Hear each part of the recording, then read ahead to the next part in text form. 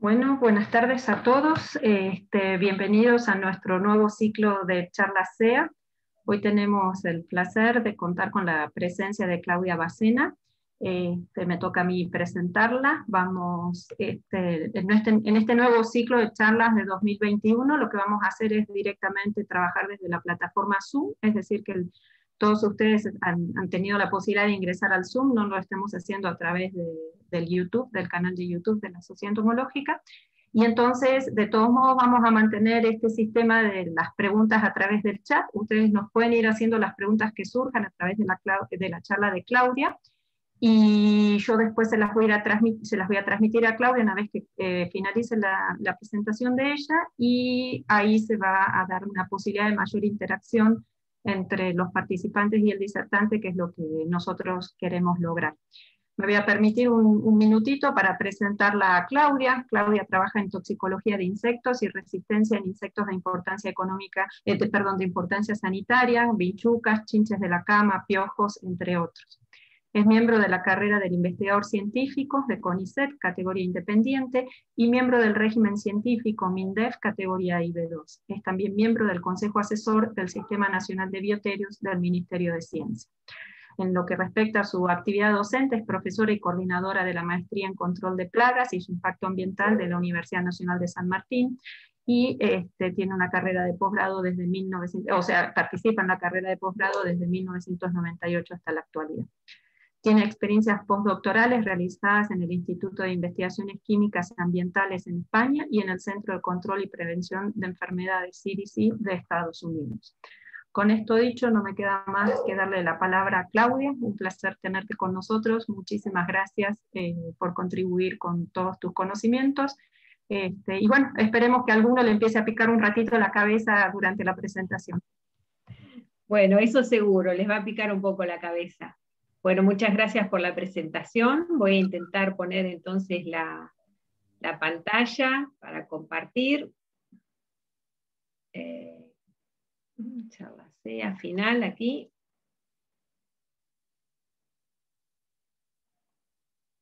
Muy bien. ¿Se ve ahí?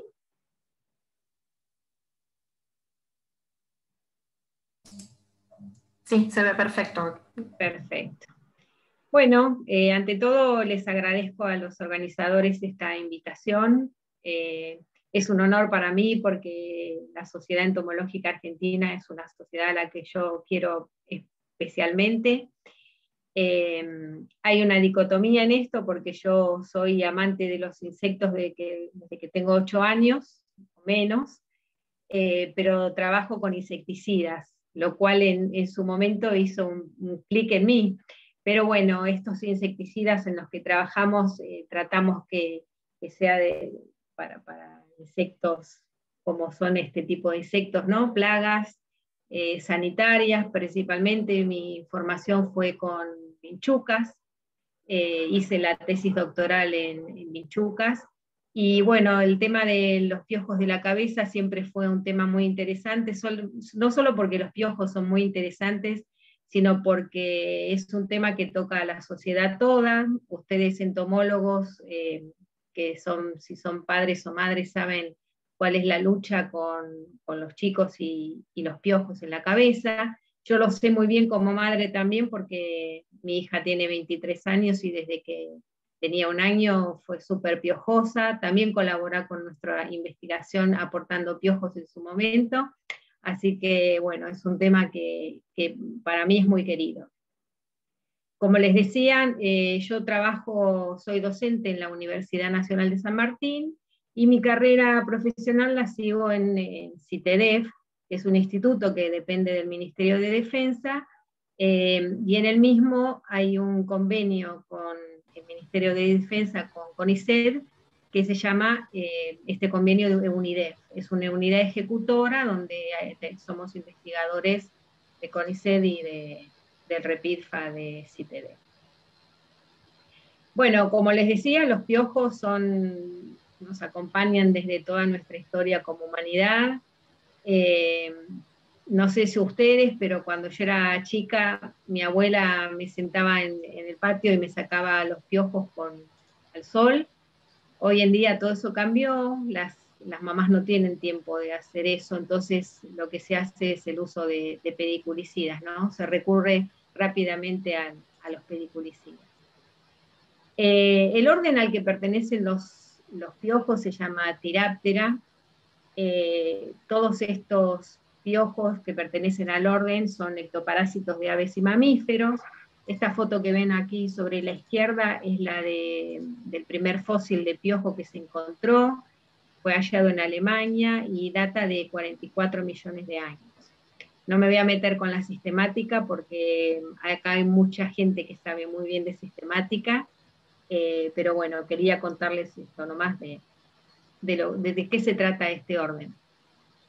Uno de los primeros que habló sobre los piojos de la cabeza fue Aristóteles, en el año 380 o 320 a.C., y él nombraba como que eran insectos que vivían en los jugos succionados de la carne. Sin embargo, decía, no se alimentan directamente de la carne. Habla de una clase de piojos especial que son el salvaje, que es más duro que los otros y es difícil de sacar del cuerpo.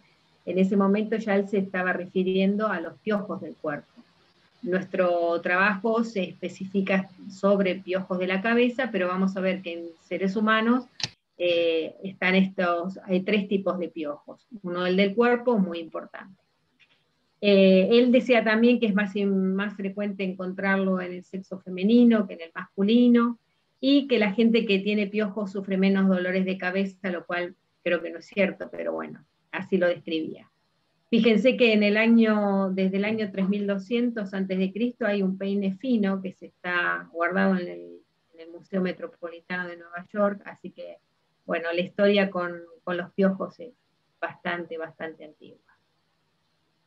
La mayoría de las especies de este orden son parásitos de aves y mamíferos y no tienen relevancia médica o veterinaria. Pero fíjense, por ejemplo, hay un piojo ahí que estoy mostrando sobre el lado derecho de la pantalla, que es un piojo que está en la única especie que parasita a los elefantes. Es de mucha importancia porque cuando estos piojos parasitan a los elefantes, en general hay un declive en la población de elefantes, y bueno, sabemos que son animales que están en peligro de extinción. Entonces, realmente tiene una relevancia muy importante. Algunos piojos son de importancia también para el ser humano porque afectan ganado o mascotas. Por ejemplo, estos piojos del cerdo afectan mucho a los cerdos y la producción, y en el momento en que están infectados baja la calidad de la carne porque el animal se siente mal, y entonces la producción se empeora. También está la de los ovinos, que es importante porque dejan de producir lana o es de peor calidad. Así que, bueno, hay algunas implicancias, digamos, de los piojos en las actividades económicas del hombre que tienen relevancia. Los piojos de la cabeza no transmiten patógenos, pero el piojo del cuerpo sí transmite unos patógenos. Acá les traigo un poco de historia. Fíjense, el de la izquierda es el piojo de la cabeza, el que está en el centro es el piojo del cuerpo, y el que está sobre la derecha es un tipo de piojo, no pertenece a la misma especie, sino que el piojo de los vellos púbicos o ladillas, son bastante conocidas. Esta ladilla se llama, su nombre científico es Styrus pubis, y el Pediculus humanus, en su momento se llamaba Pediculus corporis, porque estaba ubicado en el cuerpo. Después hubo un cambio en la sistemática y se comenzó a llamar Pediculus humanus. Este piojo es prácticamente igual al piojo de la cabeza, pero vive sobre el cuerpo. Lo que hace que chupa sangre sobre el cuerpo de la persona y después pone los huevos o las liendres sobre la ropa. El piojo del cuerpo humano es un poco complicado porque transmite el tifus. El tifus fue una enfermedad sumamente importante. Incluso los registros son de la Primera Guerra Mundial, donde se ve que 150.000 soldados murieron por el tifus y no por la guerra. Y después, en la Segunda Guerra Mundial, el número de muertos fue menor por esta enfermedad, porque en ese momento ya estaba el DDT y había antibióticos. Pero fíjense que el piojo del cuerpo tuvo mucha incidencia entonces en estas dos guerras. Tanta fue la incidencia del piojo y lo que les decía, que en ese momento se utilizó en forma brutal, como ven, el DDT. El DDT se fabricó, empezó a comercializar a fines de los años 40 y principios del 50, y como ven, era esparcido sobre el cuerpo directamente de los soldados. Eso sacó los piojos, pero bueno, evidentemente el problema posterior con el DDT fue mucho mayor.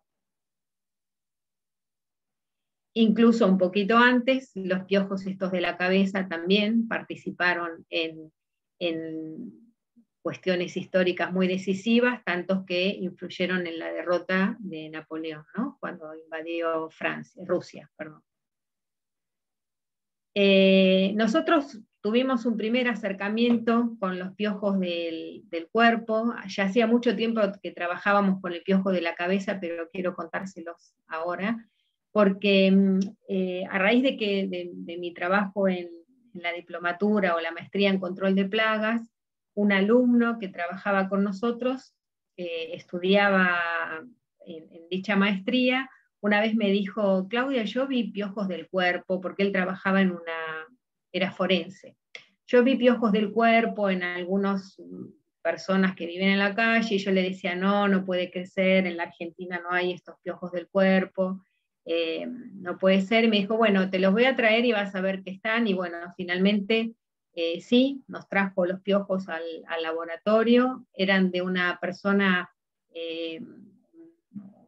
vagabundo que estaba en la calle, que falleció por cuestiones naturales.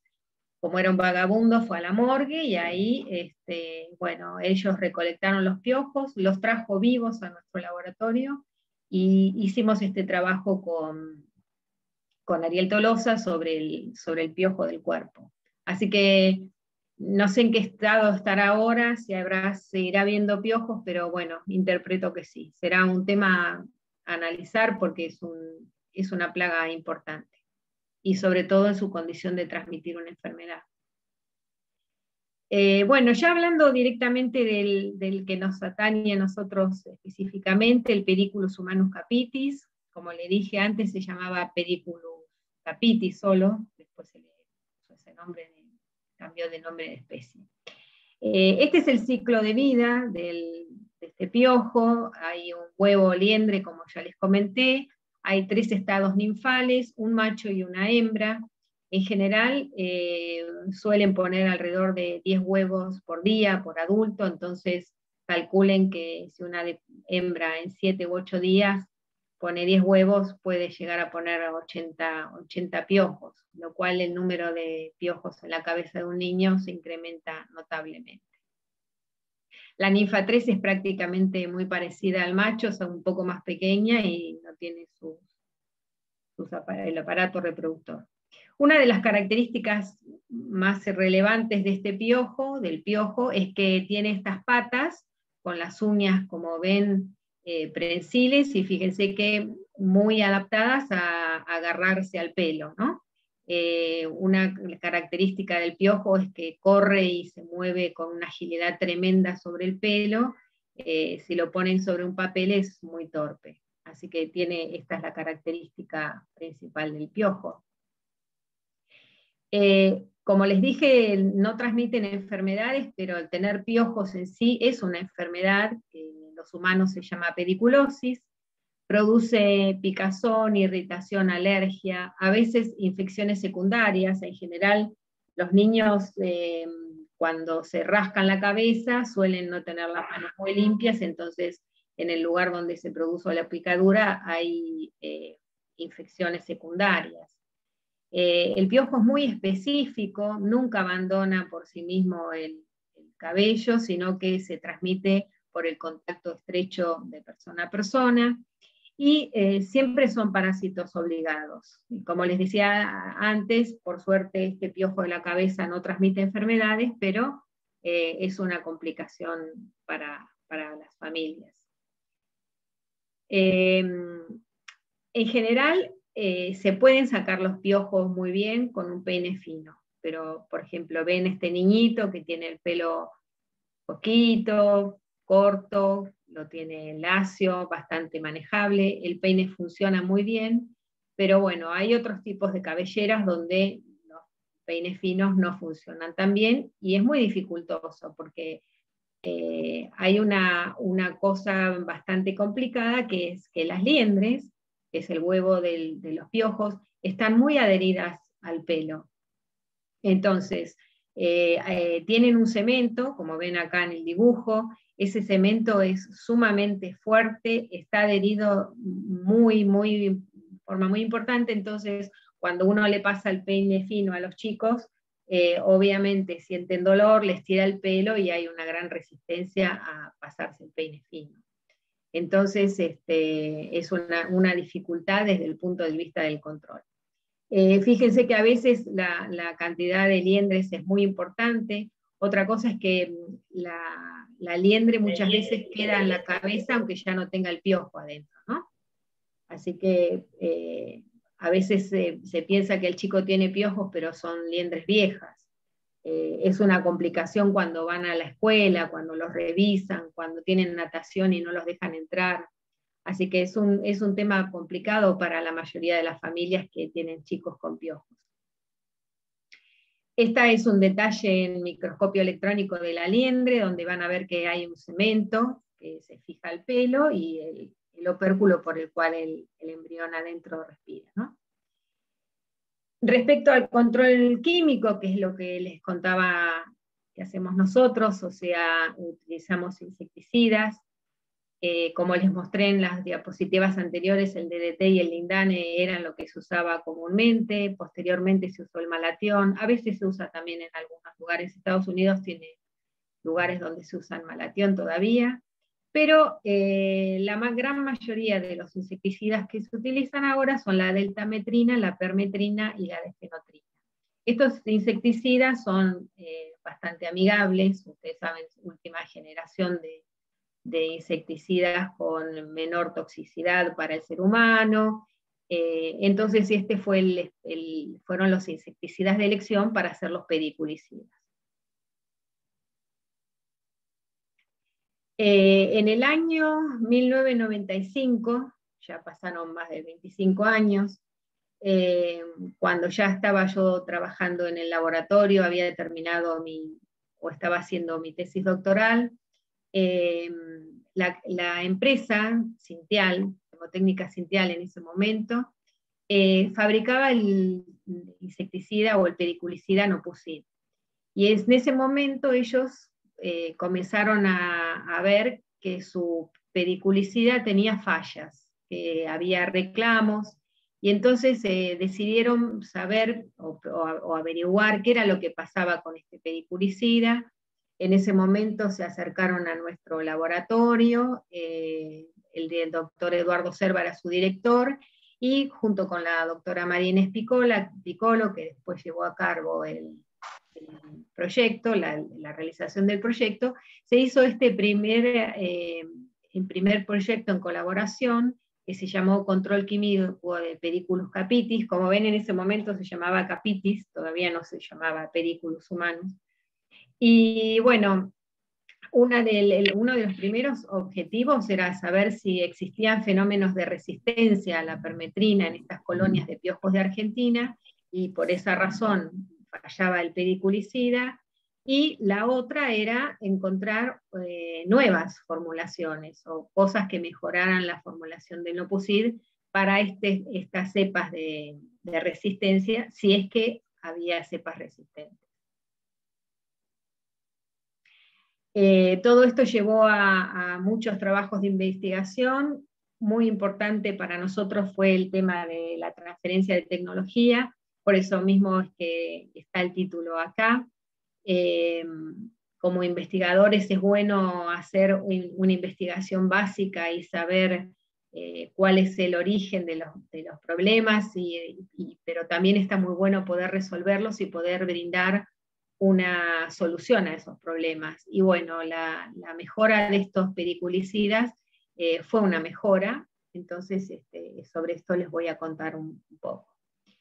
Como les dije, mis inicios eran ahí como becaria. Esta soy yo hace muchos años atrás, sacando piojos miren la cantidad de piojos en esa cabeza.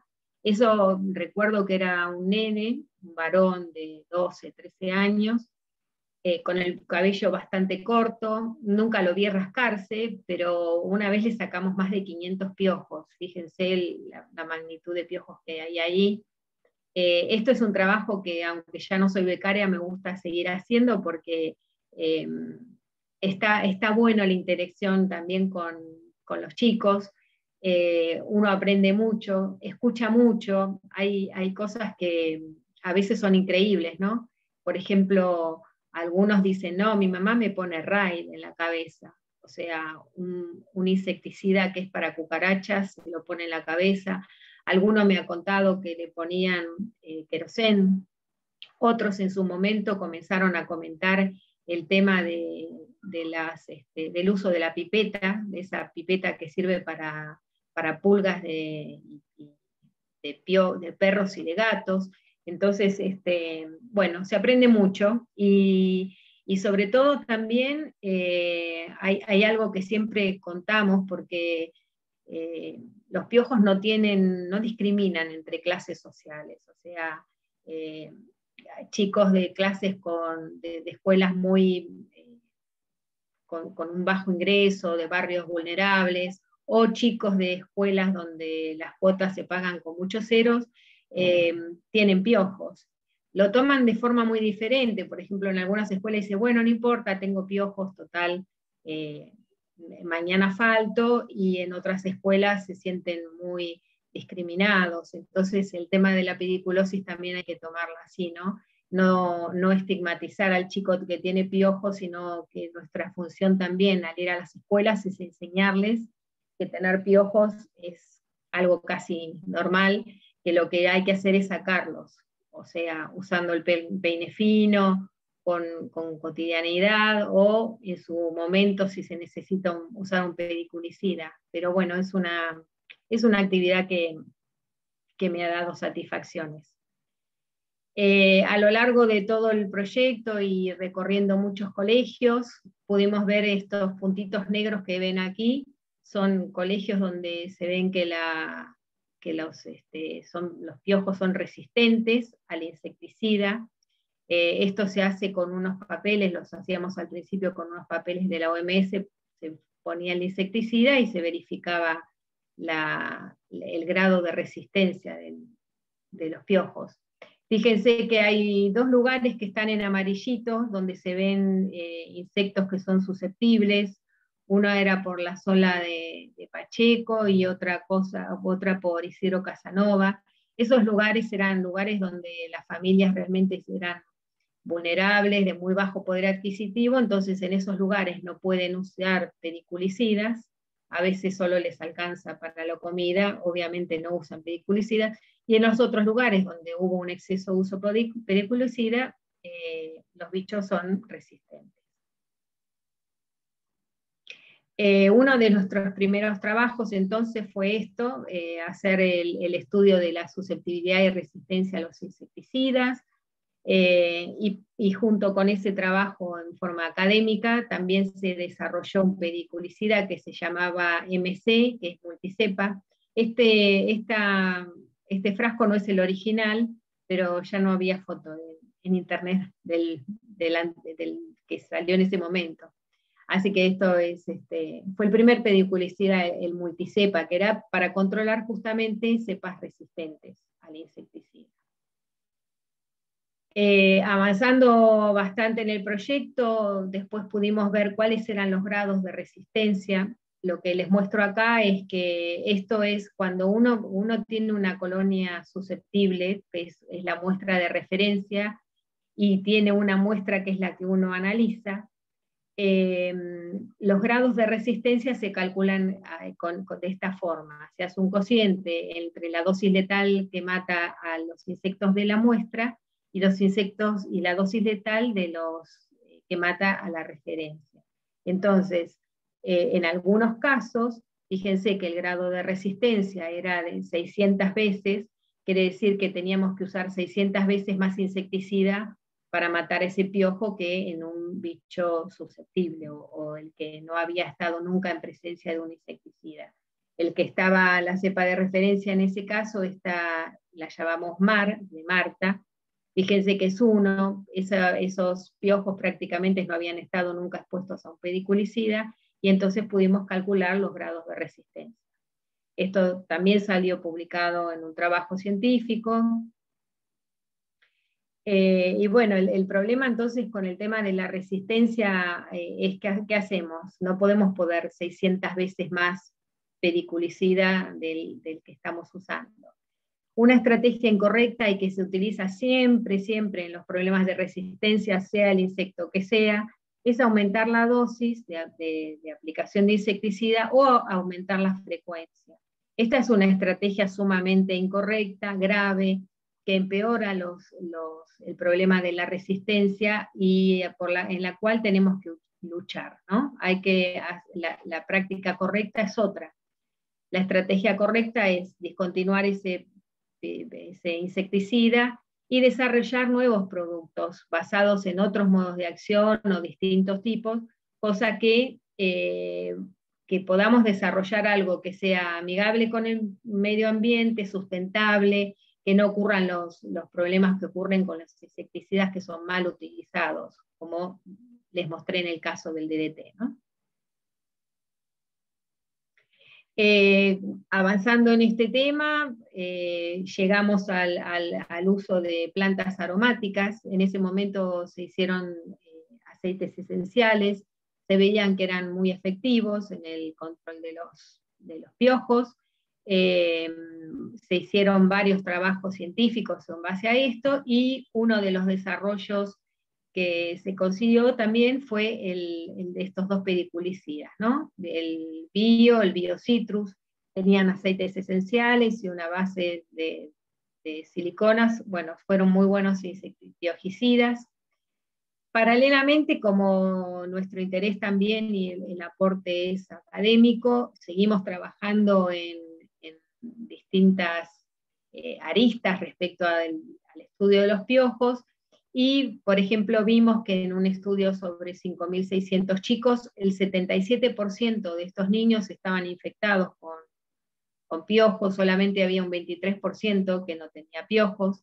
Y también pudimos ver que en el gráfico de abajo ven las edades, y caracterizamos entre niños y niñas. Fíjense que a la edad de 7 años u 8 años es donde está el pico de cantidad de piojos en los niños.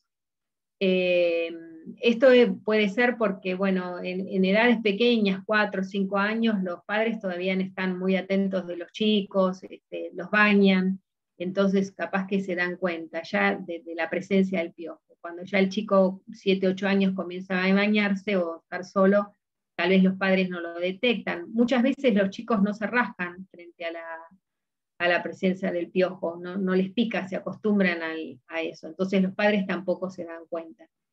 Una cosa característica es que tienen más piojos las nenas que los varones. No es que sean específicamente más piojosas, sino que como la mayoría de las chicas, todas, el 90% de las que revisábamos y veíamos que entraron en este estudio, tienen el pelo largo, entonces es más dificultoso sacar el piojo con un peine fino de pelos largos de niñas que de varones. Y las otras cosas es que las niñas tienen un hábito diferente de juego. Están más tiempo juntas, comparten vinchas o comparten un peine, en cambio los varones juegan más alejados y no están tanto en contacto cabeza con cabeza, entonces posiblemente el contagio sea menor. Y además pasarle el peine fino a un varón es mucho más fácil que a las nenas. Como les decía, a lo largo de estos 25 años vimos cosas raras. Una de estas fue el tema del famoso pediculicida mágico.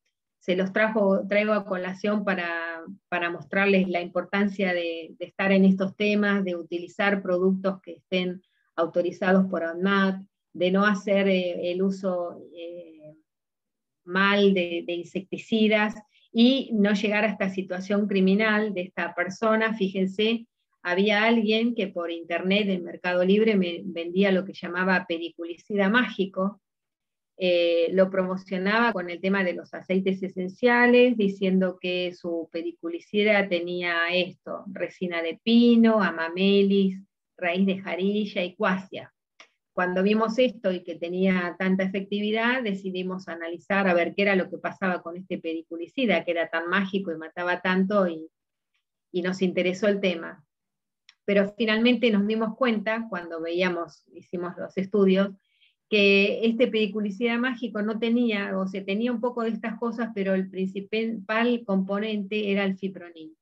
O sea, un insecticida que no estaba autorizado, que no estaba declarado, que obviamente es sumamente nocivo para los chicos o para quien lo utilice. Y bueno, esto se fue al ANMAT. Finalmente el ANMAT consiguió sacar una resolución donde se decía que este pediculicida mágico no era para uso en niños.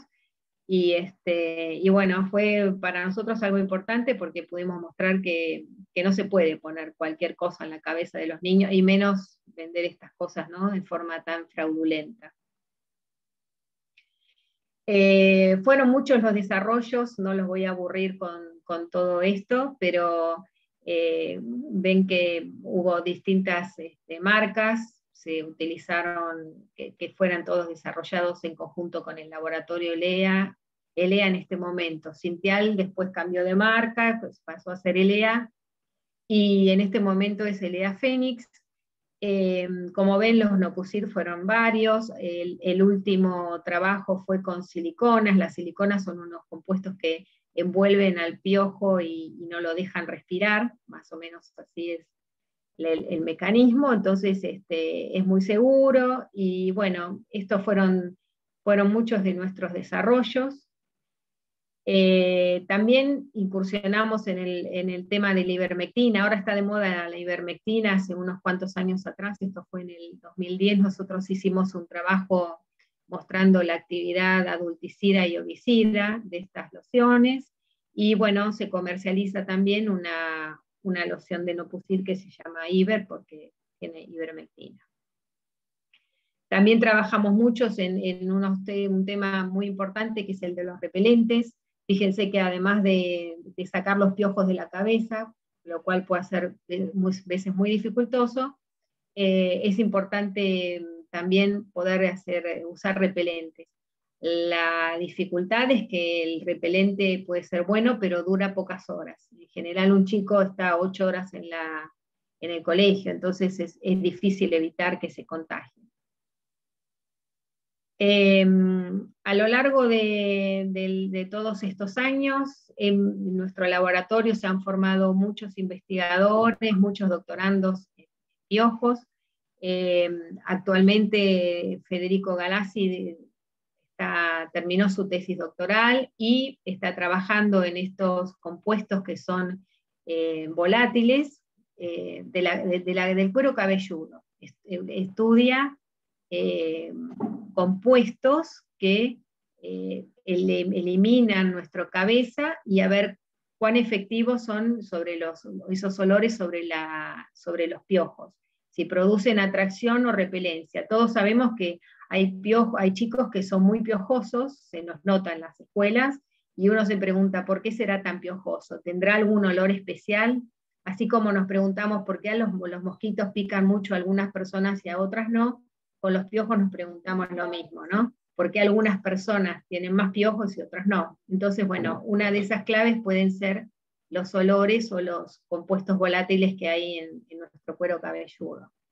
Y un último trabajo que hicieron también mis compañeros, y que es muy interesante, es esto, que con la presencia del COVID también decrece la infestación de piojos, porque bueno, obviamente estamos aislados, los niños no van a la escuela, se comparte menos y entonces se contagian menos. Además de nuestros trabajos y aportes, como les mostré en transferencia de tecnología, nosotros también siempre nos interesó la parte de divulgación. Mis compañeros hicieron en algún momento el desarrollo de esta página que se llama sobrepiojos.com.ar, donde ellos muestran en una forma muy didáctica y interesante, bueno, todas estas cuestiones sobre los piojos y sus implicancias. Y bueno, se recomienda muy fuertemente el uso del peine fino, sobre todo porque los pediculicidas que hay que cuidarlos también para que no se desarrolle resistencia, porque es un problema importante, como les comenté antes, ¿no? Así que esto les recomiendo, además de todos nuestros trabajos en transferencia de tecnología, hacemos esto de divulgación. Como parte de nuestro trabajo, y fue muy bueno también, que en el año 2002, la directora de nuestro proyecto, como les dije, Marina Spicolo, asistió a un congreso que se hizo en Australia.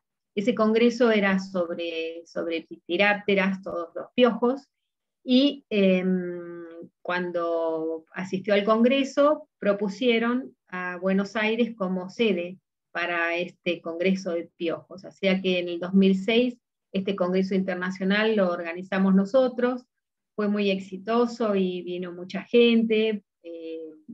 Como les dije, no solamente todos trabajamos en piojos de la cabeza, sino hay gente que trabaja en piojos de animales. Fuimos a un congreso en Turquía en el 2010, a otro en Estados Unidos en el 2014, y en el 2018 fuimos a República Checa. Fueron congresos muy interesantes donde, bueno, hemos conocido también a toda la gente que trabaja en estos temas de pediculicidad. El próximo congreso será en China, no sabemos si se podrá realizar o no, pero bueno, estamos dispuestos a ir si estamos vacunados. Parte de todo nuestro transferencia de tecnología se la debemos a la formación del doctor Eduardo Cerva, como les dije, fue nuestro director. Él en su momento ganó en el año 2004 un premio Jusey a la trayectoria por el desarrollo en tecnología.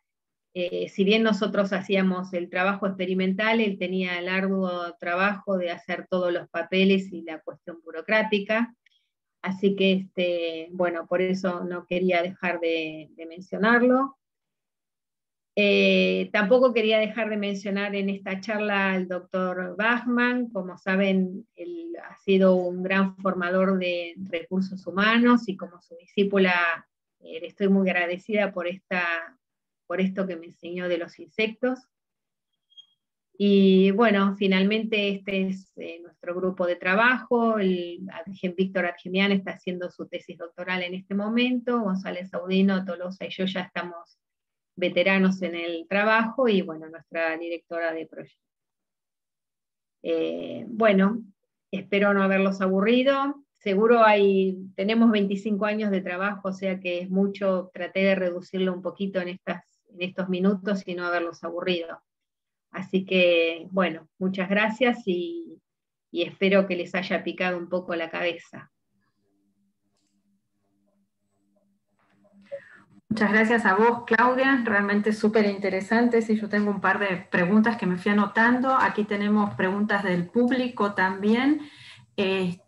Jorge Frana nos está preguntando, bueno, dado el uso de ivermectina para el COVID y en vista de sus conocimientos como pediculicida, ¿qué nos podrías comentar sobre la ingestión de ivermectina? La ivermectina es un insecticida sumamente seguro. De hecho, en Europa, y hace muchos años, se está utilizando unas pastillas que se les da a los chicos a tomar como pediculicida.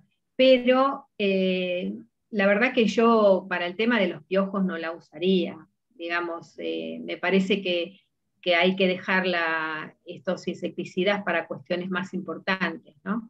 En cuanto al tema del COVID, todavía está en discusión, no está muy demostrado su eficacia.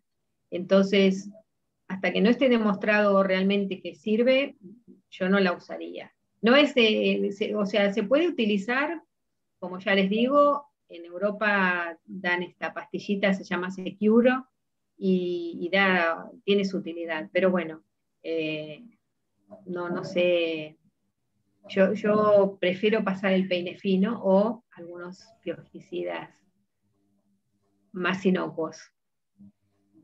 Ahí la veo a Leonor, ella es la especialista Hola. en piojos. Hola, Leonor. Compartimos con ella el congreso de ¿Cómo estás? Turquía. Y Lindo verte. espero que hable de los piojos de las aves, que ella sabe mucho. Sí, capaz que en otra oportunidad, pero está muy bueno el trabajo que hacen ustedes, el equipo de trabajo de ustedes, la verdad que hace años que viene trabajando muy bien, arduamente, me consta. La verdad que re lindo aparte de verte, Claudia, tanto tiempo que no nos podíamos cruzar. La última vez nos hemos encontrado creo que en Turquía, ¿no? Ahí fue. Sí, claro, creo que fue en Muy Turquía. lindo. Y también lindo ver Bueno, que está creciendo el grupo de trabajo. Sí, eso fue una buena actividad y algo importante, ¿no? Que se formen recursos humanos y la cantidad de tesis que hubo en nuestro laboratorio a partir de ese primer proyecto. Ya te digo, el año 1995 pasaron 26 años. Así que se ha formado mucha gente y por suerte, bueno, seguimos trabajando. Veremos qué pasa ahora después de la pandemia, ¿no? Si podemos volver a buscar piojos. bueno, aquí en el chat tenemos un montón de agradecimientos. Bueno, Jorge agradece la respuesta y también te felicita por la presentación. Lo mismo Silvina Garrido, Liliana Salas, dice muy interesante la charla. Lo mismo Eduardo Virla, muchas gracias. Marina Samar también, muchas gracias por la exposición. Una excelente actualización de los productos para eliminar los piojos de nuestros niños. Yo tengo 2 o 3 preguntas, si nos podemos extender un poquito, creo que todavía estamos más o menos bien de tiempo. Vos hablaste de un insecticida multicepa, ¿no? Cuando ustedes empezaron a detectar esta cantidad de casos de resistencias, ¿fue para uno solo de los 3 ingredientes activos que se estaban utilizando, o el Nopusid estaba saliendo con un solo ingrediente activo? ¿Querés contarnos un poquito más de cómo...? Sí, en principio el Nopusid, la fórmula que se vendía era de deltametrina, pero la deltametrina tiene una contraindicación que es un poco alergénica. Entonces, después de, cuando vieron eso, se comenzó a usar permetrina. El multicepa fue mejorado, hay algunos componentes, se llaman alcoholes, son unos alcoholes especiales, que modifican un poco la cutícula del insecto, la hacen más permeable, entonces hace que mejore la eficacia del insecticida. Pero bueno, en su momento también se vio que las resistencias, yo no les hablé mucho, pero hay resistencia cruzada, quiere decir que si uno tiene resistencia a la permetrina, también va a tener resistencia a las otras familias de insecticidas del mismo grupo, ¿no? Entonces, después se hizo el desarrollo de un pediculicida que tenía sumitrina o difenotrina, por eso se llamó Sumo. Entonces ahí se fueron cambiando los pediculicidas. En principio la resistencia fue detectada para la permetrina y pasamos a la sumitrina. Perfecto. Aquí tenemos una pregunta de Lucía Claps, está preguntando, bueno, obviamente te felicita por la charla, muy interesante, creo que realmente estuvo muy amena. ¿Cuánto se conoce de piojos en adultos? En general los adultos tienen menos piojos. Suponemos que es porque los detectamos más rápido también, o porque los olores en los adultos son diferentes al, como les decía, el olor del cuero cabelludo en los niños, ¿no? Pero en general, los papás que tienen niños en edad escolar y que conviven con esos niños, en general también se contagian los piojos. No sé si les ha pasado a ustedes, a mí me ha pasado. Nunca tenía muy pocos piojos de chica y cuando mi hija tenía piojos era muy común que nos contagiara, ¿no? Incluso a los abuelos. Eso es algo muy común, a veces los abuelos se rascan la cabeza y no saben qué es y son piojos. Pasó con mi abuela. En ese sentido sí te quería hacer también otra pregunta, y invito a todos, ya que somos un auditorio relativamente manejable, que el que quiera puede ir abriendo el micrófono y haciendo preguntas si quieren. Respecto del repelente, vos hiciste un comentario que duraba poco. Estamos hablando entonces de volátiles, o sea que es un volátil que en teoría genera esta repelencia, ¿verdad? Sí, Ese- sí, son compuestos volátiles, pero lo que tal vez sería interesante es buscar alguna formulación que haga que la liberación sea más lenta de esos eso te iba compuestos a preguntar. volátiles, entonces ampliar el rango de tiempo que uno necesita. En general los niños están 8 horas en la clase, en la escuela, entonces necesitaríamos que la efectividad durara 8 horas, y en general no dura tanto. Perfecto. ¿Y estas sustancias repelentes fueron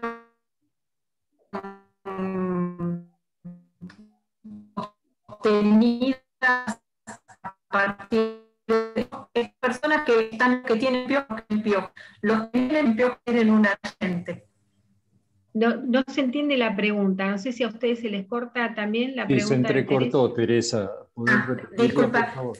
sí, se entrecortó, sí pido disculpas, tal vez mi conexión no estaba buena. La pregunta que yo te quería hacer es, aparentemente, y esto es algo que todos más o menos escuchamos, tenés la gente a la cual se le pegan los piojos y la gente que nunca se agarra piojos, ¿verdad?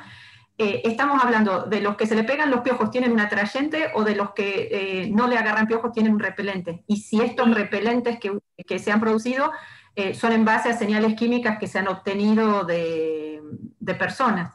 Esas son justamente las tesis de las que estábamos hablando. Digamos, se están haciendo estudios de comportamiento, los dos tesistas que te decían de sus tesis doctorales actuales, están muy interesados en este tipo de compuestos volátiles, si son repelentes o si son atractantes. En el caso de que encuentren que la persona que no tiene piojos tiene algún olor repelente, sería bueno utilizarlo para estas formulaciones. Y en el caso del atractante, ver cómo neutralizarlo. Si ese chico tiene un atractante para los piojos, ver la neutralización. Se hacen ensayos de extracción de los compuestos volátiles, que no es fácil porque hay que hacerlos con cromatografía y separar esos compuestos, y después se hacen ensayos de comportamiento. Pero se está en la búsqueda de eso.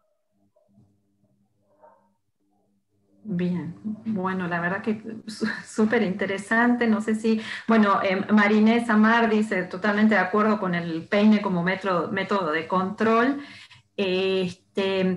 y... Respecto de eso, Sí. digamos, el peine es muy útil, pero imagínense que la ninfa 1 del piojo es mucho más pequeña que la cabeza de un alfiler. Entonces, por más que vos le pases un peine fino que sea muy bueno, es muy difícil agarrarla. O sea, cuando el piojo está más grandecito, vos pasáis el peine fino y lo agarras bien. Pero un piojo muy pequeño, capaz que tenés que esperar a que crezca, y para que crezca pasaron 6 o 7 días. Entonces, tenés que pasarle el peine como lavarte los dientes todos los días, y eso es muy dificultoso en el ritmo de vida que uno vive. Y sobre todo porque los chicos tampoco quieren que les pasen el peine fino porque duele. Un trabajo que hicimos nosotros también fue medir cuánta fuerza hacía falta para sacar las liendres de la cabeza, y es mucho, pero probamos que, por ejemplo, con la crema de enjuague, cuando vos le pones crema de enjuague en el cabello y le pasás el peine fino, la liendre se desprende un poco mejor. Entonces esa sería una buena opción, pasar el peine fino con la crema de enjuague puesta. Pero en general, de vuelta, la dificultad con el peine fino es las ninfitas más chiquitas, ¿no? Tardás mucho tiempo en sacarlas. Y bueno, a Marinés también le ha quedado la duda si los piojos de la cabeza no transmiten enfermedades, o sea, ¿eso no hay registro o...? Hasta ahora, gracias a Dios, no hay registro de que transmitan enfermedades. Sí, los piojos del cuerpo, lo que les contaba. Eso es grave, incluso es problemático porque, bueno, sabemos que los piojos del cuerpo siguen estando, ¿no? En África hay preocupaciones en Europa cuando llegan los inmigrantes porque saben que también traen piojos del cuerpo y que podría llegar a ser complicado. Si me permitís, Teresa. Sí, y justamente, Claudia, te quería felicitar porque es una de las primeras charlas que escucho y hacer la conexión con la historia y lo de Napoleón. Y me parece que es fundamental acá desde la sociedad entomológica donde queremos difundir toda esta actividad, y es interesante mostrarle a los profesores sobre todo en la etapa del secundario, cuando el adolescente está ahí en esa duda de por qué aprender historia, por qué esto, por qué aquello, y mostrarle estas conexiones que existen donde los insectos siempre estuvieron presentes, ¿no? Y esto de Napoleón, bueno, prueba justamente, o digamos, da un elemento más de juicio que no solamente hubo una estrategia, sino que las tropas de Napoleón habían sido diezmadas por la enfermedad transmitida por los piojos, y esto es para destacar. Exactamente, los insectos forman parte de nuestra historia de humanidad, ¿eh? Claro, perfecto. Sin contar la pulga y la peste negra. Bueno, esto me lo enseñó un compañero que es Raúl Azogaray, que él es amante de la historia y busca mucho en esto también. Qué bueno. Bueno, yo quisiera hacer preguntitas más. Realmente agradezco mucho todo. Entonces, cuando aparece resistencia, ¿saben? Con este producto multicepa es un nuevo ingrediente activo. ¿Cómo le fue con el tema del registro? O sea, esa es otra cuestión cuando surgen estas situaciones que hay que salir corriendo a buscar un nuevo insecticida, un nuevo ingrediente activo. Sí, en general, por suerte, con esta asociación, consorcio con la empresa, la que se ocupa de los trámites de registros y las burocracias es la empresa. Casi siempre lo hizo así. De todas formas, los piretroides, como te decía, la deltametrina, permetrina, sumitrina, ya estaban registradas y con eso no hubo inconveniente. Los aceites esenciales tampoco tuvieron mayor inconveniente en el registro porque se comenzaron a utilizar en todo el mundo y en unos cuantos insectos, no solamente en los piojos. Respecto de la ivermectina, sí hubo un mayor trámite para el registro, y creo que ese es el pediculicida que se vende con receta. En general, los otros son de venta libre.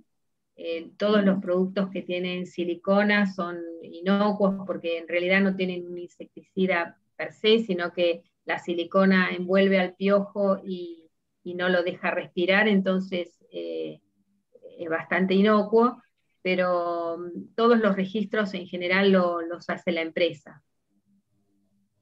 Excelente, muchas gracias. Silvina Garrido nos está preguntando si hay tratamientos térmicos para el control de piojo. Sí, en Estados Unidos hay una empresa que vende el tratamiento térmico, pero insume mucho tiempo de calor, mucho tiempo de estar con el calor sobre la cabeza, y entonces tampoco no es muy práctico. Pero sí hay algunos métodos térmicos. Bien. ¿Puedo hacer una preguntita? Sí. Yo me acuerdo cuando era chica que había un producto que se llamaba Robicombi, que era un peine que te electrocutaba el piojo. Electrocutaba el piojo, sí. ¿Y qué pasó? Que ya no viene más. Sí, ¿qué pasó con eso? ¿No dio resultado? Yo pienso que que daba algún resultado, pero bueno, era importado y me parece que más tuvo problema con el tema de la importación y de lo que cuesta un producto así, que la utilidad. Igual, pero sí existía, era el Robicombi. Sí, sí. Y otra consulta, ¿ustedes han trabajado en Villa Miseria y en ambientes bastante fuertes, digamos, con respecto a grupos? Sí. ¿Han visto una diferencia con respecto a otras clases sociales? No, hace muchos años atrás yo recuerdo haber ido no sé si lo recuerdan, al padre Farinello, que era un cura que iba por distintas villas miserias o ayudando a la gente, y él nos pedía ayuda para sacarle los piojos a los chicos. Y bueno, en general ahí en los grupos así vulnerables tienen más vergüenza de la enfermedad enfermedad. Se sienten como que estigmatizados, ¿no? Por lo que uno tiene que enseñarles bien que, bueno, que no es vergonzante, es una enfermedad como cualquier otra, como tener anginas, y lo que hay que hacer es curarse, y la forma que uno se cura es usando el peine fino. En otras escuelas de clases sociales más altas no está ese complejo, sino que dice, bueno, no importa, todos los chicos todos tienen piojos, si me encuentran piojos falto 3 días porque total tengo piojos y falto, ¿no? Porque en algunas escuelas es así, te autorizan la inasistencia. Yo le digo, bueno, no se crean que por tener piojos tienen que faltar, tienen que sacárselo de la cabeza, pero sí hay una cuestión diferente entre todos. Sí. Bueno, gracias. Y te hago otra pregunta. Esta experiencia que han tenido, bueno, ustedes y la empresa, donde cuando empiezan a hacer los monitoreos llegan a una razón de resistencia de más o menos 600, que es una bestialidad, digamos. ¿Hubo una especie de toma de conciencia de la importancia de hacer monitoreos tempranos?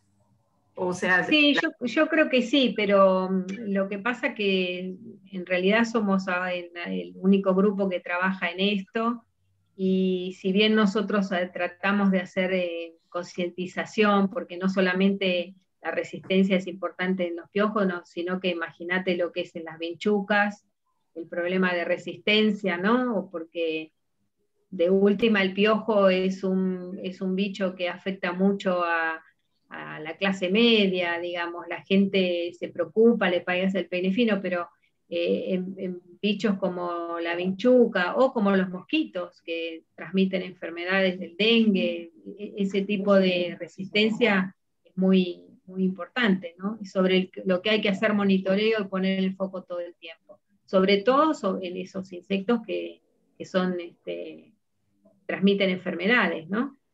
Uh-huh. O sea que si vos tuvieras que motivar jóvenes estudiantes, o si tuvieras que concientizar a organismos en toma de decisiones, tanto a nivel gubernamental como empresas privadas, ¿cuál sería el candidato a salir a buscar ahora? Todos los insecticidas, nosotros estamos en este momento por dictar una diplomatura en forma virtual de la Universidad Nacional de San Martín. Nos agarró el año pasado la virtualidad así de repente por el tema del COVID, y vamos a dictar una diplomatura que va a ser específicamente sobre resistencia a insecticidas en estos insectos que son de importancia sanitaria, o sea, mosquitos, vinchucas. En este momento hay un problema muy grave en todo el mundo, que es el tema de las chinches de cama.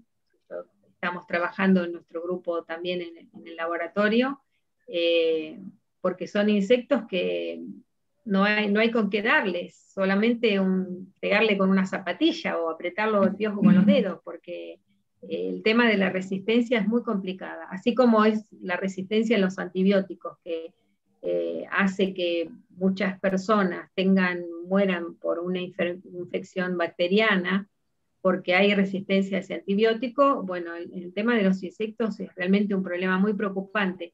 Lo que hay que hacer es monitorear y buscar nuevos insecticidas que además sean compatibles y sustentables, ¿no? Con el medio ambiente, con menor toxicidad para el ser humano, y bueno, varios requisitos que hay que cumplir en esta época. Excelente, bueno, muchas gracias. No sé si alguien más quiere hacer alguna pregunta. Una preguntita. ¿Los monitoreos que hicieron ustedes, los estudios que hicieron, son todos en Buenos Aires y en Gran Buenos Aires, o tienen hechos en otros lugares? Sí, digamos, hay hechos también, hay trabajos de nuestro laboratorio en colaboración con Estados Unidos, con un grupo que trabaja allá, y con algunos de Chile, fundamentalmente uno de mis compañeros, Ariel Torosa o Gonzalo Roca, han estado trabajando con ellos en estos temas de identificar colonias resistentes y además a averiguar cuál es el motivo de la resistencia, ¿no? ¿Cuál es el origen? Porque la resistencia tiene muchas aristas. Una de ellas es, por ejemplo, el incremento en la actividad enzimática. El insecto tiene unas enzimas que, así como los Pac-Man ¿se acuerdan los Pac-Man de los jueguitos electrónicos? Esas enzimas van destruyendo y comiendo el insecticida. Están incrementadas, entonces se liberan del insecticida. Y otro mecanismo de resistencia es por el gen KDR, que es un gen que ya tiene el bicho incorporado, y entonces hay mecanismos para estudiar. Y bueno, el campo del estudio de la resistencia es muy importante y hay mucha gente que lo hace. Y ya les digo, nuestro trabajo, algunas personas están orientadas a esto. O sea, no tendría nada que ver la diferencia de ambiente con el piojo. En zona fría, en zona cálida. No, la resistencia es una característica que viene como el color de los ojos. O sea, hay gente que tiene color de ojo celeste y otro marrón. El bicho que es resistente lo tiene en su genética. Cuando uno utiliza un insecticida, lo que hace es matar al insecto susceptible y dejar vivo al resistente, porque el resistente tiene esa característica genética. ¿Y qué pasa? Que tiene la característica genética la hereda a su progenie. O sea, los hijos del resistente van a ser resistentes.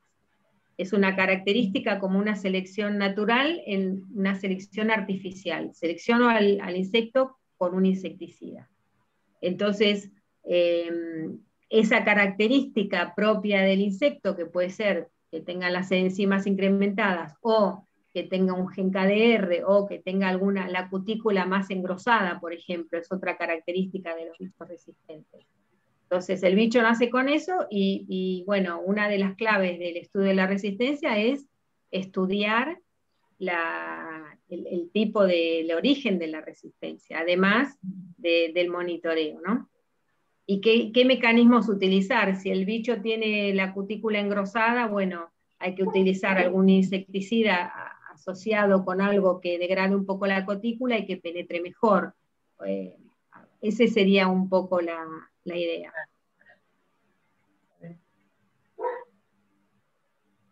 Bueno, cualquier consulta, tienen nuestra dirección de mail, de mis compañeros que les pueden asesorar o ayudar en el tema de los olores, de los volátiles, de todos los trabajos que hemos realizado, de estos trabajos en resistencia, así que estamos a disposición de todos ustedes. Y esperamos los piojos de las aves. Sí, seguro, seguro. Se va a tener que comprometer a Leo aquí para dar el sí. Lo que es genial también son los piojos de los lobos marinos. Eso está bueno nombrarlo, porque hay una entomóloga argentina también, ella estuvo, Soledad Leonardi, estuvo en el congreso ese de Turquía, y los piojos de los lobos marinos son geniales, porque imagínense que viven en el aire y después cuando el bicho se sumerge están en el mar y en el agua salada, así que son piojos realmente espectaculares. Y a su vez me imagino que el tema de la piel gruesa también debe requerir de alguna estrategia para poder llegar a la sangre, ¿verdad? Exactamente, sí, esos piojos son, no sé si igual si esos, vos Leonor lo sabés mejor, si son masticadores o picadores. No son chupadores. No son chupadores, pero, claro. Sí, lo que tienen de interesante son los espiráculos que están preparados para autocerrarse y abrirse según si están bajo el agua o no. Muy interesante. Sí, son piojos geniales. Bueno. Muchas gracias, Claudia, ¿no? Sí, gracias a ustedes por el interés, y estamos a disposición de lo que podamos brindar. Perfecto. La charla fue grabada, así que irá al canal de YouTube para todos aquellos interesados que la quieran ver después.